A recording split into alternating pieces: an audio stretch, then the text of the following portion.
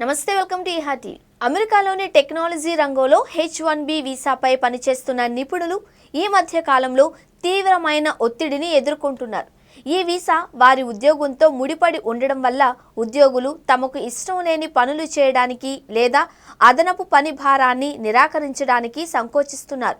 ఇది ఉద్యోగికి సంస్థకు మధ్య ఉన్న సంబంధంలో అసమానతలను స్పష్టంగా తెలియజేస్తోంది. అనేక అమెరికన్ సంస్థలు H1B వీసా కలిగిన ఉద్యోగులను అన్యాయంగా ఎక్కువ పనికి లోను చేస్తున్నాయి. వీరు వారాంతాలలో పనిచేయమని అడగడం, పని గంటలకు బయట సందేశాలు పంపడం, అదనపు బాధ్యతలు అప్పగించడం వంటివి సాధారణంగా మారిపోయాయి.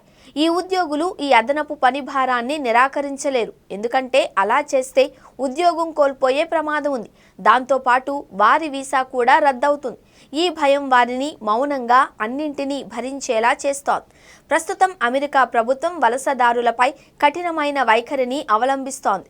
రాజకీయ నాయకులు H1B వ్యవస్థను మోసంగా అభివర్ణిస్తూ మరింత నియంత్రణలు, పరిమితి వీసాల జారీకి పిలుపునిస్తున్నారు.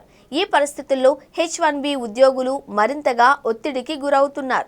అమెరికా సంస్థలు తమ ఉద్యోగులను రక్షించాల్సిన బాధ్యతను కలిగి ఉన్నప్పటికీ వారు దానికి విరుద్ధంగా వ్యవహరిస్తున్నారు. నైపుణ్యాలు గల వలసదారులకు ఇలాంటి ఒత్తిడిని కలిగించడమే కాకుండా చివరికి వారు దేశం విడిచి వెళ్లే పరిస్థితిని సృష్టిస్తున్నారు. దీని ప్రభావం అమెరికా ఆర్థిక వ్యవస్థపైన పడనుంది, ఎందుకంటే ఇది దేశానికి అవసరమైన నైపుణ్యాలను కోల్పోయేలా చేస్తుంది.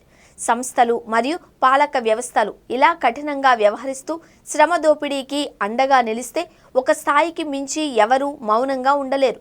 ఎంతోమంది తల్లిదండ్రులు, యువ నిపుణులు తమ భవిష్యత్తును అమెరికాలో నిర్మించుకోవాలి అని ఆశిస్తున్న సమయంలో ఈ తరహా దోపిడీ వారిని వేరే మార్గాల గురించి ఆలోచించేలా చేస్తోంది. ఇది అమెరికాకు దీర్ఘకాలంలో నష్టం చేకూరుస్తుంది. ఈ సమస్యను పరిష్కరించడానికి తక్షణ చర్యలు తీసుకోవడం అత్యవసరం. H1B ఉద్యోగుల హక్కులను రక్షించడం, పని ప్రదేశాలలో వారికి మద్దతు ఇవ్వడం మరియు వలస విధానాలపై మరింత మానవతా దృక్పథాన్ని అవలంబించడం వంటివి చేయాలి. లేదు అంటే అమెరికా తన రక్షణను కోల్పోయి నైపుణ్యాలు గల వలసదారులను ఇతర దేశాలకు మళ్లించుకునే ప్రమాదం ఉంది.